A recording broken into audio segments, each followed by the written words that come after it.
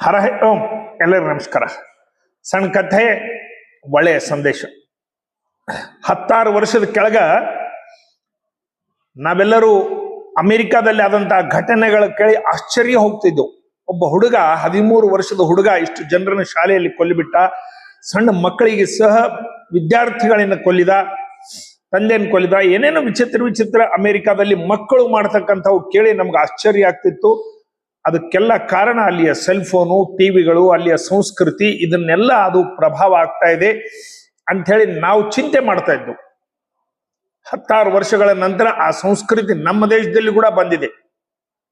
ಹೈದರಾಬಾದ್ ಕೂಕಟ್ಪಲ್ಲಿಯಲ್ಲಿ ಸಹಸ್ರ ಅಂತಕ್ಕಂಥ ಒಬ್ಬ 8ನೇ ಕ್ಲಾಸ್ ಓದ್ತಕ್ಕಂಥ ಬಾಲಕಿ, ಹುಡುಗಿಯ ಕೊಲೆಯನ್ನು ಮಾಡಿದ ಒಬ್ಬ ಹುಡುಗ. ಆ ಕೊಲೆಯಾದ ಹುಡುಗಿಯ ಅಣ್ಣನ ದೋಸ್ತ. ಒಂದು ಬ್ಯಾಟ್ ಬೇಕಾಗಿತ್ತು, ಮನೆಗೆ ಕಳ್ತನಕ್ಕೆ ಬಂದ. ಆ ಹುಡುಗಿ ನೋಡಿದ್ಲು, ಆ ಬ್ಯಾಟ್ ಒಯ್ಬೇಡ ಅಂತ ಹೇಳಿದ್ರು. ತೆಳಗಕ್ಕಿನ ಹಾಕಿ ಚಾಕುಲಿಂತ ಕುತ್ತಿ ಕೊಯ್ದ್ಬಿಟ್ಟ. ಪೊಲೀಸ್ ಕಮಿಷನರ್ ಮಹಂತಿ ಅವರು ಇದೆಲ್ಲ ವಿವರಗಳನ್ನು ಛೇದಿಸಿ ಅವರೆಲ್ಲ ವಿವರಗಳನ್ನು ಹೇಳಿದ್ರು, ಈ ರೀತಿ ಮಾಡಿದ ಆ ಬಾಲಕ ಅಂತ ಹೇಳಿ. ಅವನು ಒಯ್ದು ಮಕ್ಕಳ ಜೈಲಿಗೆ ಹಾಕಿದ್ರು. ಆ ವಿಷಯ ಬೇರೆ. ಅದು ಆದ ನಂತರ 2 ದಿವಸ, 16ನೇ ಆಗಸ್ಟ್ಗೆ ಇದಾಗಿದ್ದು. ಅದಾದ ನಂತರ 4-6 ದಿವಸಕ್ಕೆ ಹೈದರಾಬಾದ್ನಲ್ಲೇ ಒಂದು ಘಟನೆ. 5 ತಿಂಗಳ ಬಸರ್ ಹೆಣ್ಮಗಳ ಒಬ್ಬ ಯುವಕ ಕಣ್ ಕಟ್ ಮಾಡಿ ಆಕಿನ ತಲೆ ಒಂದು ಕಡೆ, ಕಾಲು ಒಂದು ಕಡೆ, ಕೈ ಒಂದು ಕಡೆ ಮೂಸಾ ನದಿ ಒಳಗೆ ಹಾಕಿಬಿಟ್ಟ. ನೋಯ್ಡಾದಲ್ಲಿ ಮೊನ್ನೆ 4 ತಿಂಗಳ ಕೆಳಗೆ ಲಗ್ನ ಆಗಿದ್ದ ಹುಡುಗ ತನ್ನ ಹೆಂಡತಿಗೆ ವರದಕ್ಷಿಣೆ ಸಲುವಾಗಿ ಪೆಟ್ರೋಲ್ ಆಗಿ ಜೀವಂತ ಸುಟ್ಟು ಬಿಟ್ಟ. ಈ ರೀತಿ ವರ್ತನೆಗಳು, ಈ ರೀತಿ ಘಟನೆಗಳು, ಸಣ್ಣ ಸಣ್ಣ ಹುಡುಗರು, ಯುವಕರು ಈ ರೀತಿ ಮಾಡ್ತಾ ಇದ್ದಿದ್ದು ಕೇಳಿ ಆಶ್ಚರ್ಯ ಆಗ್ತದೆ. ಏನ್ ಕಾರಣ ಇರ್ಬೋದು, ಎದಕ್ಕಾಗಿ ಹೀಗಾಗ್ತಾ ಇದೆ? ಕೇವಲ ಸೆಲ್ ಫೋನ್ಗಳು, ಟಿವಿಗಳು ಒಂದೇ ಅಲ್ಲ, ಅದರಿಂದ ಅನೇಕ ಕಾರಣಗಳ ತಾಯಿ, ತಂದಿ, ವಾತಾವರಣ, ಮನೆ, ಬಂಧು ಬಳಗ ಎಲ್ಲರದು ಪಾತ್ರ ಅದರಲ್ಲಿ ಇರುತ್ತೆ. ಸ್ವಲ್ಪ ಆ ಹುಡುಗ ಕ್ರೈಮ್ಸ್ ಜಾಸ್ತಿ ನೋಡ್ತಾ ಇದ್ದಂತ ಫೋನ್ನಲ್ಲಿ. ತಾಯಿ ತಂದೆ ಸರಿಯಾಗಿ ಅವನಿಗೆ ಪರಾಮರ್ಶೆ ಮಾಡ್ತಿದ್ದಿಲ್ಲ, ಬೈತಿದ್ದಿಲ್ಲ, ಹೇಳ್ತಿದ್ದಿಲ್ಲ. ಬಿಟ್ಟಿದ್ರು ಅವನು ಏನಾನ ಮಾಡ್ಕೊಳ್ಳಿ ಅಂತೇಳಿ. ಅವನಿಗೆ ಪ್ರೇಮ ಅಂತಃಕರಣದಲ್ಲಿ ಅಂತ 2 ಮಾತಾಡಿ ಅದನ್ನ ಸರಿಯಾಗಿ ಒಂದು ಸಮಯಕ್ಕೆ ಹೇಳಿ ಮಾಡ್ತಕ್ಕಂಥ ಬಾಧ್ಯತೆ ತಾಯಿ ತಂದಿದ್ದು. ನೋಡಪ್ಪ, 2 ಶಾಲೆಯಿಂದ ಬಂದ ನಂತರ 1 ತಾಸು ನೋಡು, ಅದಾದ್ಮೇಲೆ ಬೇಡ ಅಂತ ಹೇಳಿ ಕೂಡಿಸ್ಕೊಂಡು ಪಕ್ಕದಲ್ಲಿ ಹೇಳ್ತಕ್ಕಂಥ ವಾತಾವರಣ ಮನೆಯಲ್ಲಿಲ್ಲ. ಮಕ್ಕಳ ಜೈಲಿನಲ್ಲಿ ಅವರು ಮೊನ್ನೆ 2 ದಿವಸ ನಂತರ ಪೇಪರ್ನಲ್ಲಿ ಬಂದಿತ್ತು, ಈ ಮನೋವಿಜ್ಞಾನಿಗಳು ಹೋಗಿ ನಮ್ಮ ತೆಲಂಗಾಣದಲ್ಲಿ 900 ಕೇಸ್ಗಳು ಆಗ್ತಾ ಇವೆ ವರ್ಷ. ಸರಿ, ಮಕ್ಕಳು ಈ ರೀತಿ. ಆ ಮಕ್ಕಳಿಗೆಲ್ಲ ಆ ಜೈಲಿನಲ್ಲಿದ್ದ ಮಕ್ಕಳಿಗೆ ಮಾತಾಡಿಸಿದ್ರು. ಅವರಿಗೆ ತಾಯಿ ತಂದೆ ಪ್ರೇಮ, ಮಿತ್ರರ ಪ್ರೇಮ, ಸರಿಯಾದಂತಹ ವಾತಾವರಣ ಮನೆಯಲ್ಲಿ ಇಲ್ಲದ್ದು, ತಂದೆ ಕುಡಿಯತಕ್ಕಂಥದ್ದು, ತಾಯಿ ಸ್ವಭಾವ ಬೇರೆ ಇದ್ದಿದ್ದು, ಸಿಟ್ಟು ಜಾಸ್ತಿ, ಹೀಗೆಲ್ಲ ಅನೇಕ ಕಾರಣಗಳು ಅವ್ರು ಹೇಳಿದ್ರು. ಅಲ್ಲಿ ಅವರಿಗೆ ಬುಟ್ಟಿ ಹೆಣಿಲಿಕ್ಕೆ, ಬೇರೆ ಬೇರೆ ಕೆಲಸಗಳು, ಪೆಟ್ರೋಲ್ ಬಂಕ್ನಲ್ಲಿ ಕೆಲಸ ಮಾಡ್ಲಿಕ್ಕೆ ಕೊಟ್ಟಿದ್ದಾರೆ. ಸರಿಯಾಗಿ ಕೆಲಸ ಮಾಡ್ತಾ ಇದ್ದಾರೆ ಹುಡುಗರು. ಹಿಟ್ಲರ್ 6 ಲಕ್ಷ ಮಂದಿ ಕೊಲ್ಲಿಕ್ಕೆ ಅನೇಕ ಕಾರಣಗಳಲ್ಲಿ ಒಂದು ಕಾರಣ, ಅವರ ತಾಯಿ ತೀರ್ಕೋತಾಳ, ತಂದೆ 2ನೇ ಲಗ್ನ ಮಾಡ್ಕೋತಾನ, ತಂದೆ ಕುಡಿತಿರ್ತಾನ, ತಾಯಿ ಹೊಡಿತಿರ್ತಾಳ. ಬಾಲ್ಯ ಎಲ್ಲ ಈ ರೀತಿ ಹಿಟ್ಲರ್ದು ಹೋಗ್ಬಿಡ್ತದೆ. ಹೀಗಾಗಿ ಅವ 6 ಲಕ್ಷ ಮಂದಿನ ಕೊಲ್ತಾನ ಮುಂದೆ. ಅಂದ್ರೆ ಅನೇಕ ಕಾರಣಗಳಲ್ಲಿ ಇದು ಒಂದು ಕಾರಣ. ಮನೆಯ ವಾತಾವರಣ ಸರಿಯಾಗಿರಬೇಕು. ಮಕ್ಕಳಿಗೆ ಶಾಲೆಯಿಂದ ಬಂದ ನಂತರ ಎಂಟರ್ಟೈನ್ಮೆಂಟ್ ಅಂತೇಳಿ ಪೇಟಿ, ತಬಲಾ, ಗಿಬ್ಲಾ, ಸಂಗೀತ ಕಲಿಸ್ಬೇಕು. RSS ನಂತರ ಶಾಖೆಗೆ ಕಳಿಸ್ಬೇಕು.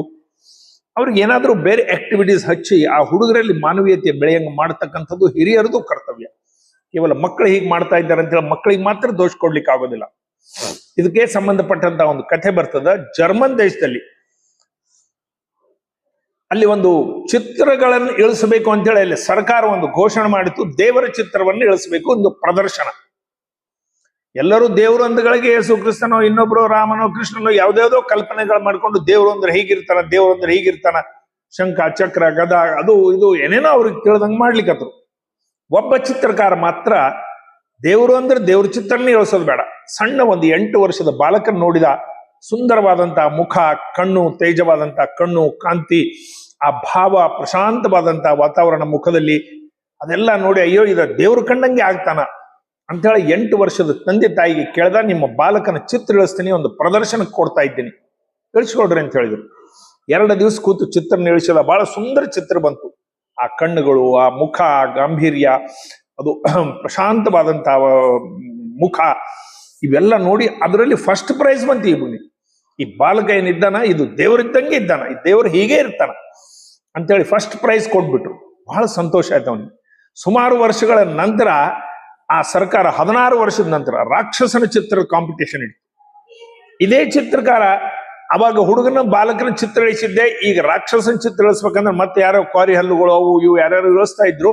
ನಾನು ಕೂಡ ಇದೇ ಮನುಷ್ಯರದೇ ಇಳಿಸೋಣ ಅಂತೇಳಿ ಒಂದು ಜೈಲಿಗೆ ಹೋಗಿ ಕೇಳಿದ, ನಿಮ್ಮಲ್ಲಿ ಯಾರನ್ನ ಕೈದಿ ಕ್ರೂರ ಇರ್ತಕ್ಕಂಥವ್ನು ಯಾರನ್ನ ಇದ್ದಾರೆ?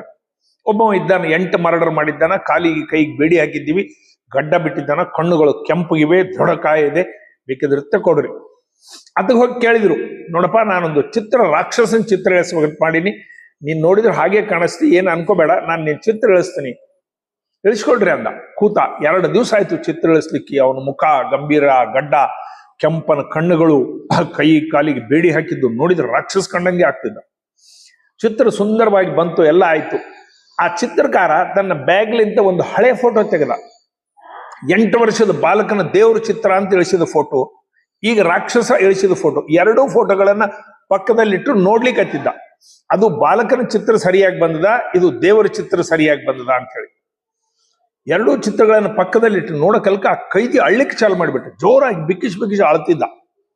ಅತಂದ ನಾನು ಹಳೆ 16 ವರ್ಷದ ಕೆಳಗೆ ಇಳಿಸಿದಂತ ಒಂದು ದೇವರ ಚಿತ್ರ, ಈಗಿನ ರಾಕ್ಷಸ ಚಿತ್ರ ಯಾವುದು ಸರಿಯಾಗಿ ಬಂದಂತ ನಾನು ನೋಡಿದ್ರೆ ನೀನ್ ಯಾಕೆ ಅಳ್ತಾ ಇದ್ದಿ? ಆ ಕೈದಿ ಹೇಳ್ತಾನ, 2 ಚಿತ್ರಗಳು ನನವೇ ಸರ್. ಇವನ ಕಣ್ಣಲ್ಲಿ ನೀರು ಬಂತು, ಪೇಂಟರ್ ಬ್ರಷ್ ಕೆಳಗೆ ಬಿತ್ತು ಕೈಲಿಂದ. ಇವನು ಬಹಳ ನೊಂದ್ಕೊಂಡ, ಏನಪ್ಪಾ ನಿನ್ನ ದೇವರು ಹೀಗ್ಯಾಕಾದಿ? ಅವ ಹೇಳ್ದ, ನನ್ನ ತಾಯಿ ತೀರ್ಕೊಂಡ್ಬಿಟ್ಲು, ತಂದೆ 2ನೇ ವಿವಾಹ ಮಾಡ್ಕೊಂಡ, ನಮಗೆ ಮನೆಯಲ್ಲಿ ಸರಿಯಾಗಿ ವಾತಾವರಣ ಇದ್ದಿದ್ದಿಲ್ಲ, ಹೊಡಿತಿದ್ದ ತಂದೆ ಬಂದು, ಹೊರಗೆ ದೋಸ್ತರು ಕೂಡ ಯಾರು ಸರಿಯಾಗಿದ್ದಿಲ್ಲ, ನಮ್ಮ ಬಂಧು ಪರಿವಾರದವ್ರ ಸಹಿತ ನನ್ನ ಮೇಲೆ ಯಾರು ಕರುಣೆ ತೋರಿಸ್ತಿಲ್ಲ. ಹೀಗಾಗಿ ನಾನು ಅಲ್ಲಿ ಕಳ್ತನಗಳು ಮಾಡಿ, ಸಣ್ಣ ಪುಟ್ಟ ಮರ್ಡರ್ ಮಾಡಿ, ಈಗ 8 ಕೊಲೆಗಳನ್ನ ಮಾಡಿ ಈ ಸ್ಥಿತಿಗಿದ್ದೀನಿ. ನೋಡ್ರಿ, ಮನೆಯವರು, ತಂದೆ ತಾಯಿ, ಪರಿವಾರದವರು ಎಲ್ಲರೂ ಕಾರಣ ಇರ್ತಾರೆ. ಆ ಮಕ್ಕಳಿಗೆ ಆ ರೀತಿ ಬೆಳೆಸ್ಬೇಕು. ಭಾರತ್ ಮಾತಾಗೆ ಜೈ.